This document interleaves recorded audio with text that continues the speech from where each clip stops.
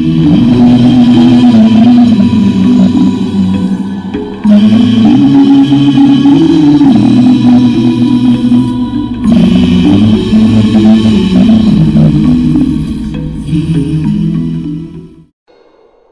दिन के पल को चेतना में जियो। जो पीछे चला गया उसका ना राग मन में हो, ना ही आने वाले कल के सपनों की नींद में डूबे रहो। इसी क्षण अर्थात सचेत अवस्था में पूर्ण जियो। 4 आर्यक सत्य हैं। 1, जब तक सृष्टि रहेगी दुख मनुष्य के साथ छाया की तरह चलेगा। 2, इस दुख का कारण है वस्तु से स्वयं को पकड़ के रखना। जो वस्तु क्षणभंगुर है तो मार्ग क्या हो। 3, मुक्ति के लिए विवेक जगाना आवश्यक है। स्वयं को केंद्रित रखो। जो आए चाहे दुख की सूचना या आनंद की परछाई, उसके बीच स्वयं को स्थिर रखो। 4, इस मार्ग पर दुख के बंधन टूटेंगे और परम सत्य की उपलब्धि। अंधविश्वास किसी पर मत करना, चाहे वो धर्म ग्रंथ हो या किसी महानुभाव का कहना, जब तक वो तुम्हारी अपनी बुद्धि और विवेक की कसौटी पर खरा ना उतरे।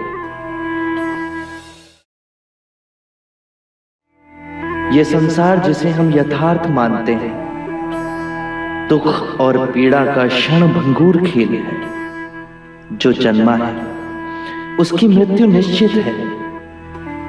यही सृष्टि का नियम है। अज्ञान ही सारी विषमताओं की जड़ में है। अज्ञान न पूजा न व्रत न चढ़ावों से समाप्त होता है। अज्ञान केवल ध्यान से दूर होगा। सौंदर्य अनित्य है, इसीलिए भावबोध से मुक्त पुरुष न सुंदरता से सम्मोहित होता है और न ही कुरूपता से विरक्त। जिस क्षण तुम्हारे अंतर में ये भाव उत्पन्न हुआ कि तुम पाप कर रहे थे, उसी क्षण तुमने स्वयं अपनी मुक्ति के मार्ग पर पहला पग धर दिया। सत्य के मार्ग पर चलते हुए 2 भूल हो सकती है। पहला, पूरा रास्ता तय ना करना और दूसरा, उसे आरंभ ही ना करना। घृणा से घृणा नहीं मिटाई जा सकती। घृणा मिटती है केवल प्रेम से, और ये प्रकृति का अटल सिद्धांत है। जीवन मरण हर मनुष्य के जीवन का क्रम है।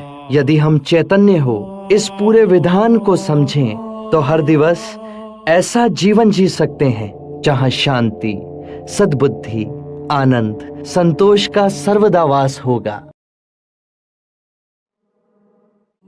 जोश से भयंकर कोई अग्नि नहीं, घृणा से भयंकर कोई जानवर नहीं, अविवेक से बढ़कर कोई जाल नहीं, लालच से बढ़कर कोई बाधा नहीं। व्यक्ति का मन ही उसका सबसे बड़ा शत्रु है, जो उससे अनुचित कार्य करवाता है। हम जो सोचते हैं उसका ही परिणाम बनते हैं। अच्छा विचार अच्छा परिणाम देता है, बुरा विचार बुरा परिणाम। ये प्रकृति का अटल नियम है। करुणा से ही हम दूसरे जीव की पीड़ा समझ सकते हैं, उसका दुख दूर कर सकते हैं। हम कितनी भी पुण्य की बातें पढ़ लें, कह लें, जब तक वो आपके अपने कृत्य ना बन जाए तब तक कोई लाभ नहीं। आत्ममुक्ति के 3 चरण हैं, शीलाचार, ध्यान और ज्ञान। शीलों का आचरण करने से ध्यान साधना बढ़ती है। ध्यान साधना से ज्ञान का उदय होता है, जिससे शीलों का गहन आचरण संभव होता है। इससे हम लोभ, क्रोध और अज्ञान से मुक्त होकर आत्ममुक्ति, शांति और आनंद की प्राप्ति कर सकते हैं। इस शरीर रूपी जन्म में ही नहीं, शरीर के पश्चात वाली यात्रा में भी जैसा कर्म होगा वैसा ही फल होगा। जीवन का रहस्य है भय से मुक्त होना। कल क्या होगा, तुम्हारा या मेरा क्या होगा, किसी पे निर्भर ना होना। जैसे ही भय को अस्वीकार करोगे, पूर्ण मुक्ति मिलेगी। धर्म और संघ हम सब के अंतर में है। जागने की क्षमता बुद्ध है। जाग के जिस पथ पर चले वो धर्म है। और अपने पूरे मन को एकत्र करना संघ है। और ये तीनों रत्न हम सब के अंतर में ही है। कितने भी धार्मिक ग्रंथ पढ़ लो, कितना ही उन्हें कंठस्थ कर लो, यदि वो तुम्हारे जीवन के कृत्य ना बने तो समझना कुछ भी नहीं किया। तीन सत्य हैं जिन्हें जन जन तक पहुंचाना है। उदार हृदय, दयालु वचन, सेवा में अर्जित जीवन और करुणा। यही तीन मंत्र मानवता का नव निर्माण करेंगे। मृत्यु का भय उसे ना होगा जिसने अपना जीवन बुद्धिमानी से जिया हो। ये शरीर तो नश्वर है, पर मेरी वाणी, मेरे सूत्र बन सदैव आप लोगों के पथ को प्रकाशमयी करेंगे। अपो दीपो भव, अपना दिया स्वयं बनना, अपने बुद्ध को पहचानना। जागो और धर्म के मार्ग पे चलो, अपने अंतर के संग को साधो। अपनी शरण में जाना, किसी को ना खोजना। जो है सब अस्थिर है, उसके बीच स्थिर रहना। परिश्रम से निरंतर संघर्ष करना, कभी हार ना मानना। क्रोध करना अपनी हथेली पर गर्म कोयले को रखने के समान है, जो हम किसी दूसरे पर फेंकना चाहते हैं, पर इस क्रिया में हम स्वयं को ही हानि पहुंचाते हैं।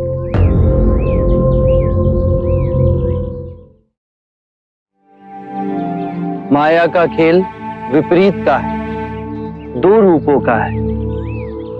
मध्य में ही रहो, धूमकेतु तारे की तरह।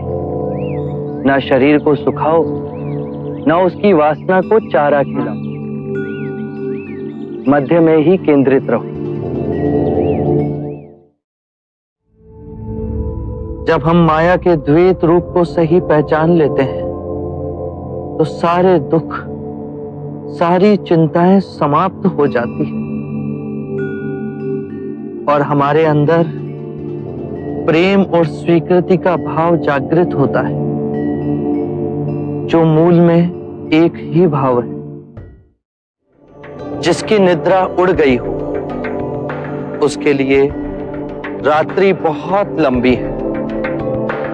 जो थक गया है, उसके लिए पड़ाव बहुत दूर है। जिसने अंधे हो अपना जीवन जिया और धर्म का मार्ग नहीं समझा, उसके जीवन में अनंत दुख है।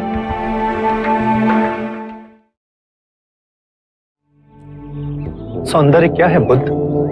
सौंदर्य जो अमिट है, जो कभी दुखों का कारण नहीं बनेगा, वो करुणामयी, मुक्त हृदय, कभी भी कार्य कारण से बंधा नहीं होता। वो हृदय जिसमें शांति और आनंद का भाव हो, वही परम सत्य है। बस अभ्यास करो, ये द्वार सबके लिए खुले हैं। बस पहला पग आपको स्वयं उठाना है। सुख और दुख एक ही सिक्के के दो रूप। जब सुख की कामना का अंत हुआ, तो दुख का भय समाप्त हुआ।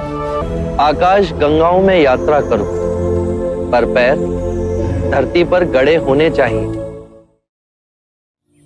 यदि व्यक्ति अज्ञान और भ्रांति को अपने विवेक से मिटाएगा नहीं, तो परम आनंद और मुक्ति के दूसरे छोर पे कैसे पहुंच पाएगा? चाहे वो पूजा करे या अनुष्ठान, या व्रत करे या किसी नीति पर चले, वो इस किनारे ही रहेगा। आपको ध्यान से क्या मिला गुरुवर? कुछ नहीं। क्रोध खोया, उदासी खोई, चिंता खोई, असुरक्षा की भावना खोई, वृद्धावस्था का भय खोया और मृत्यु के दर पर विजय प्राप्त हुई।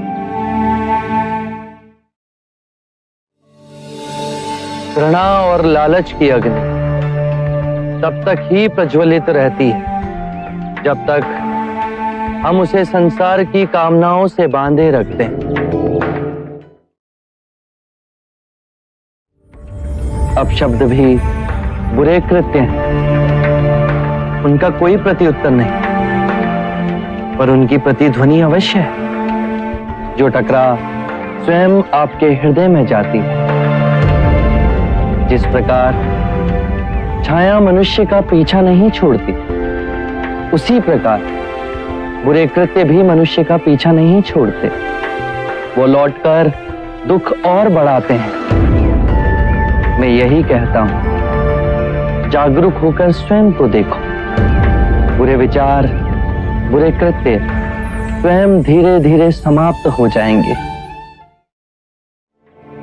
जिस भी मनुष्य ने अपना गृह त्याग कर सत्य के पथ पर चलने का निश्चय किया, चाहे वो ब्राह्मण हो या क्षत्रिय, वैश्य या शूद्र ही क्यों ना हो, उसी महासागर में विलीन हो जाते हैं।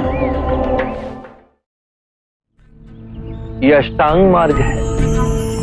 इसके माध्यम से सम्यक ज्ञान, सम्यक विचार, सम्यक वाणी, सम्यक कर्म, सम्यक जीवन व्यापन, सम्यक प्रयास, सम्यक चेतना और एकाग्रता संभव होती है।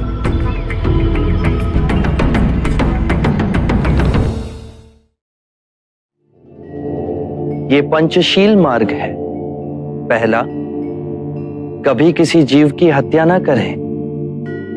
तुम्हारी तरह वो भी मृत्यु से डरता है। जीव हत्या त्याग तुम्हारे अंदर करुणा और सामंजस्य का भाव जगेगा। दूसरा, कभी चोरी ना करें। इससे विपरीत किसी निर्बल का बल बने। तीसरा, व्यभिचार ना करें। केवल अपनी पत्नी से ही संबंध रखें। चौथा, कभी असत्य ना बोलें।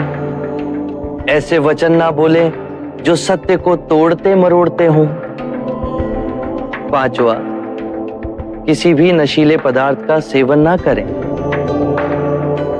मेरा मार्ग सरल है पर कठिन है।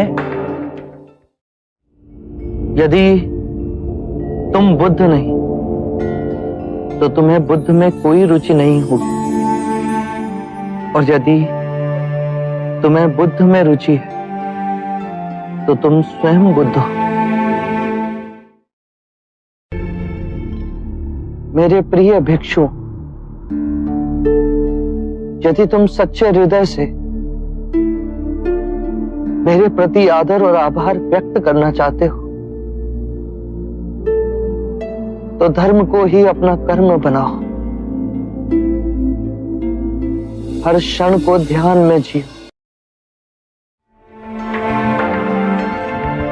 किसी भी बात पर, चाहे वो आपने कहीं पढ़ी हो या किसी महानुभाव का कहना हो या मेरे ही कहे हुए वचन ही क्यों ना हो, सहजता से विश्वास मत करना जब तक वो तुम्हारी बुद्धि, तुम्हारे विवेक और तुम्हारे सामान्य समझ की कसौटी पर खरा ना उतरे।